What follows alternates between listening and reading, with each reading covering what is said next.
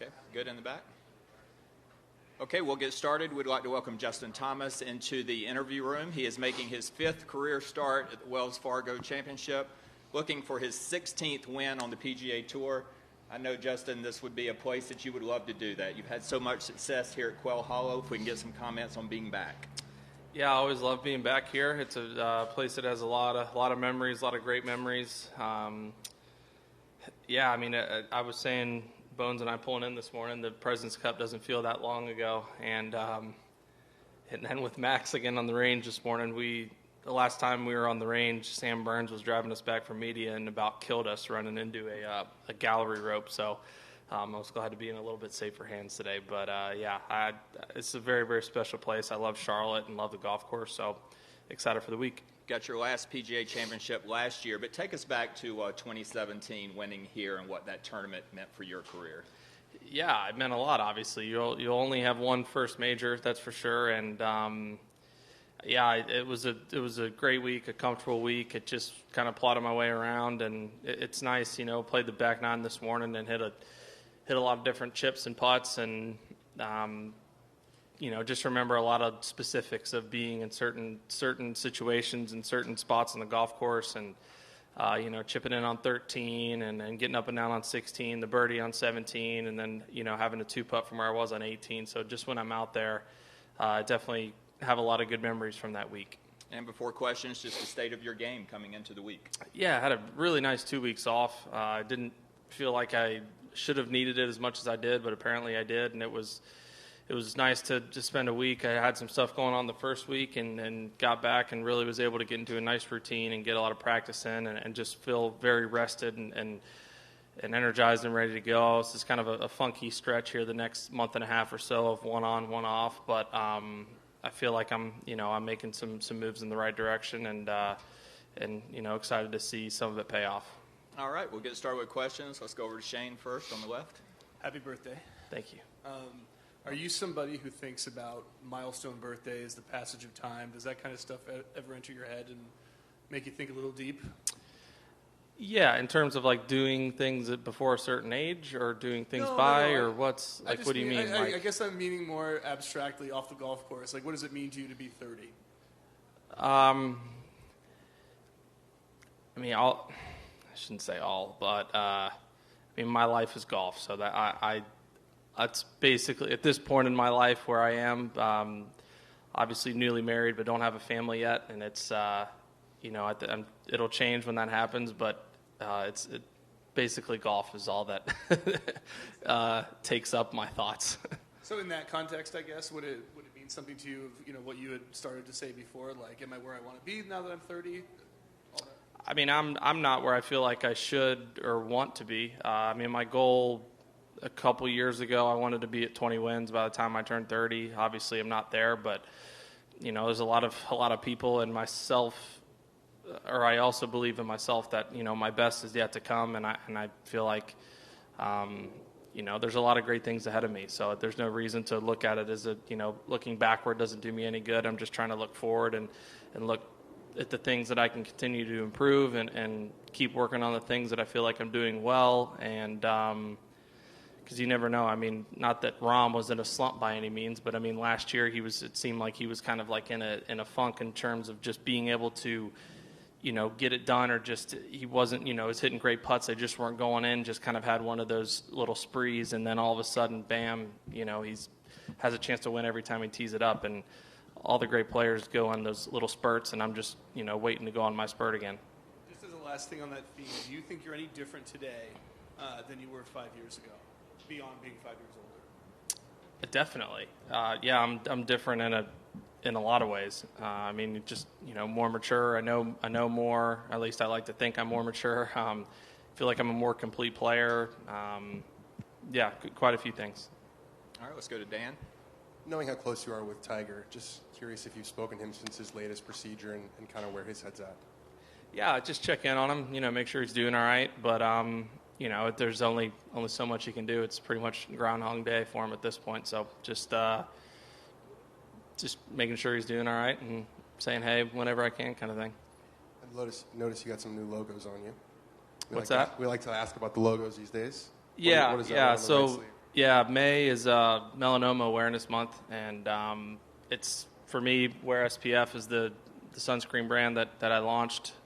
And, with having a melanoma scare that I did 4 years ago, it's obviously very near and dear and passion project, if you will, to me, especially at the age I was at, to, have melanoma and have a huge chunk taken out of my leg. So I'm very, I think it's a really cool opportunity to spread awareness of people of all ages, especially people like, myself and golfers, athletes that are out in the sun all the time that are exposed to it, to make sure they're getting checked, making sure they're doing their due diligence to make sure that they don't have, a crazy freak accident like I almost had. I mean, if I would have waited another 5 or 6 months, my doctor told me I would have been a patient in a hospital. So it's pretty eye-opening when you're at that age. So, this month I'm going to have that logo and be able to bring some awareness, hopefully, to some people.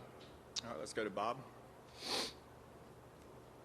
You just referenced John Rahm, and he had sort of, it's hard to say anybody has a bad year, but it was maybe not what he would have wanted last year. Maybe you're using that a little bit yourself. I'm just curious, though, is it a fine line? I mean, is it for you right now? Like, obviously, you've expressed a few times some frustration about not winning more, but it doesn't seem like, it's like you've fallen off or anything either. It's you're close, or how would you characterize it? Yeah, I just feel like for the majority of the months this year, it just seems like basically every round I'm playing, I shoot the highest score that I possibly can, and that's not.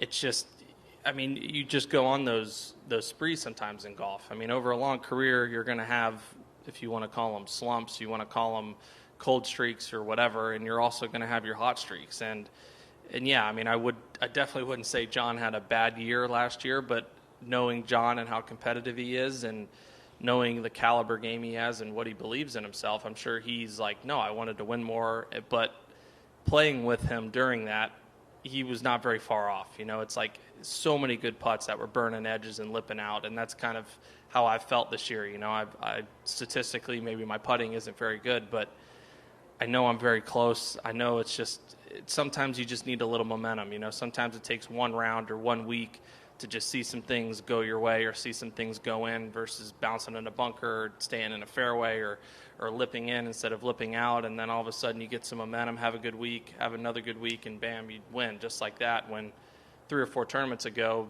everyone's talking about what's wrong, what are you going to change, or what are you going to do, and I'm just trying to stay the course and stay patient, understand that it's a lot closer than it is further, and just need to be in the right frame of mind for good things to happen. Would the Masters have been sort of the epitome of frustration? I mean, we kind of saw the video, the photo on the last screen, just how much it meant. I mean, is that sort of the nadir, I guess, of all this, maybe?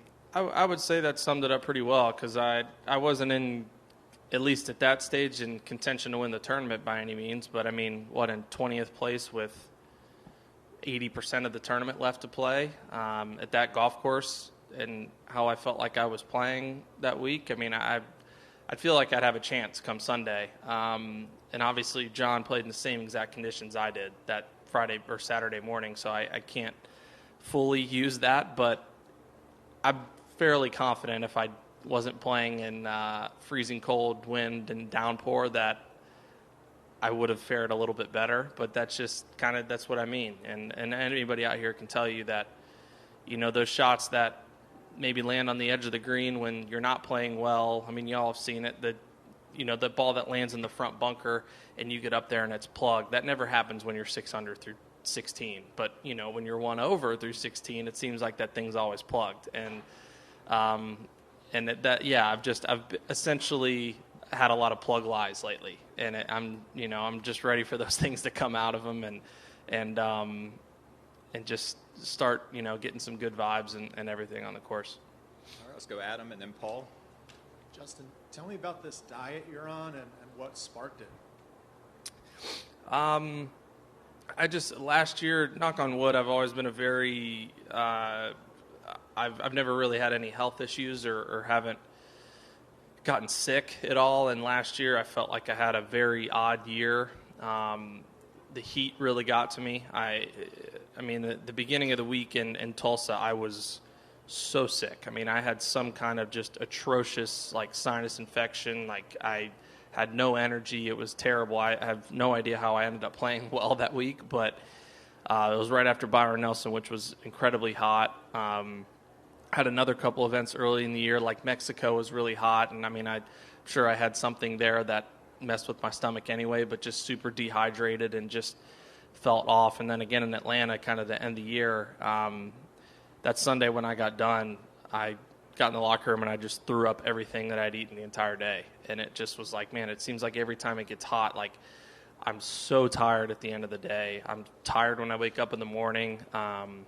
So I just wanted to get it looked at. And I had blood work and food sensitivity and stuff, tests done and passed, but never really had a plan. It's usually just done with someone, and here's your work, here's the paperwork of it, and have at it. And yeah, I got with Dr. Ara, and he's just given me a plan of what to do. And yeah, unfortunately, a year of gluten-free and 6 months of dairy-free, and then do some retesting and see how it is. And I'm 3 months in, and I definitely feel better, and I feel like I have more energy when I wake up, and my body's been feeling great. I've been moving really well, so I'm just one of those guys that's like, if I don't at least try it, I mean, obviously I'm hoping it works because it sucks not being able to eat anything good, but if I don't try it, I won't know if it works, you know what I'm saying? So I'm hoping that it's something that's going to help me a lot, and just a little trial and error kind of thing. What do you miss, and what are you? I want a pizza like you cannot imagine. Like, I would do some really messed up things for a pizza just doused in ranch. What are you eating now? What do you like to eat now that you didn't like before? Just, sometimes I'll just suck in and get a nice breath of fresh air. No, I mean, it's not as bad. I'm very, very fortunate. There's a chef, Chef Parker, we use quite a bit. Rick, Jordan, Duff, and I, we've used him quite a bit over the years, and definitely easier, with him. It's on the road, or if you're on a vacation or something, it's definitely difficult. I have to be that guy that has to tell the waitress or waiter of what's going on. But I mean, a lot of, steak, chicken, fish, rice, vegetables. I mean, I can have most salads, some dressings. That just have to be careful of what's in it.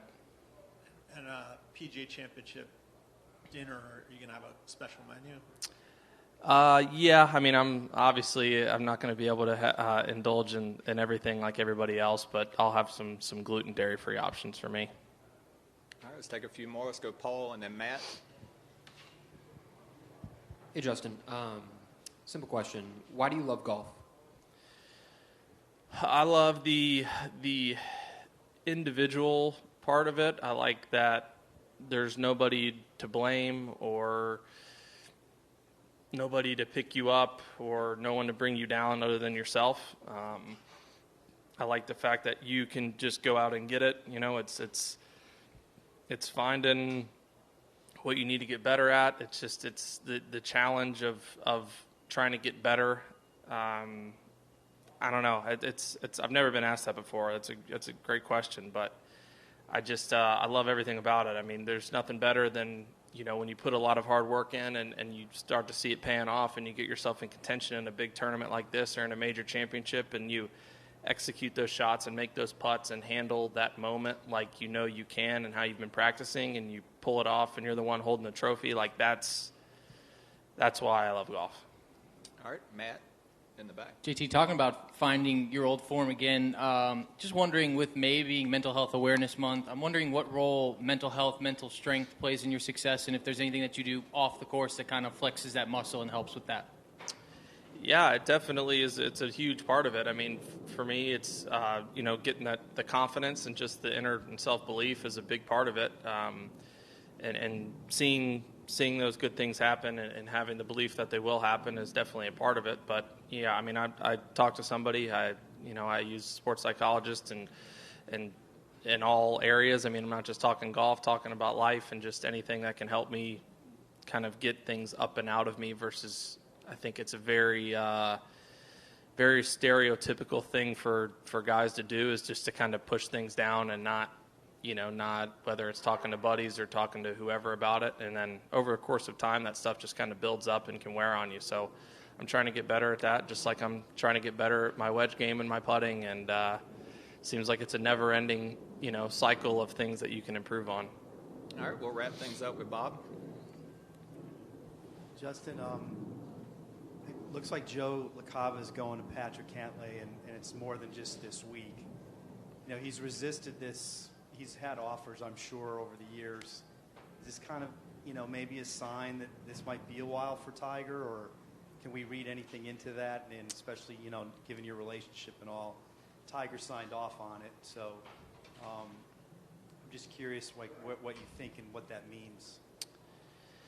Yeah, I mean, the thing about Joe is he's as loyal as loyal gets. I mean, the amount of time that, he's spent at home, and when guys would, there's so many guys out here that would have him caddy in an instant. When he was loyal to Tiger, and Tiger's probably telling him, go caddy, go do whatever, and that's just not the kind of guy Joe is.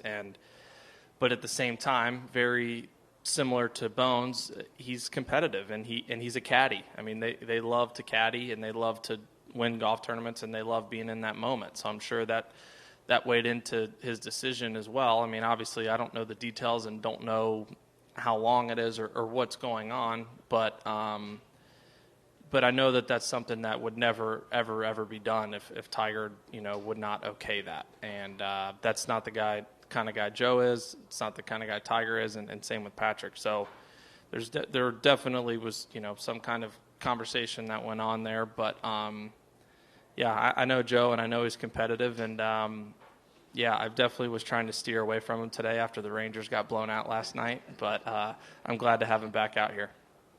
Have you had any conversation with Tiger? Do you sense that he feels positive about what just occurred, and maybe even from a quality of life standpoint, but from a golf standpoint too, whether it's way down the road or not? I haven't really felt that out. I don't want to say my role or my job. It's just me wanting to be a friend is just checking in on him and see how he's doing. I'm not.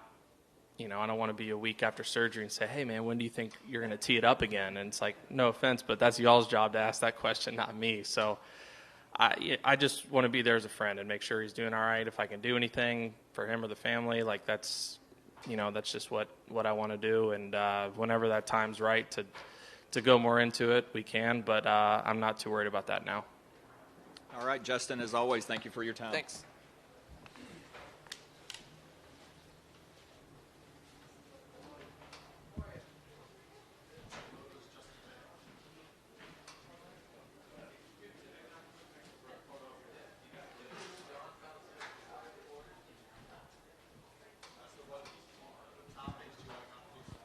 What's that?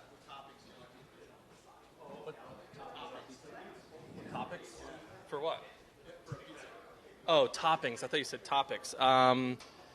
Dude, I just like a pepperoni pizza, man, I just want to maybe, some other meat lovers, but I want a pizza so bad. Do you do electrolyte supplements like during Mm-hmm. Yeah.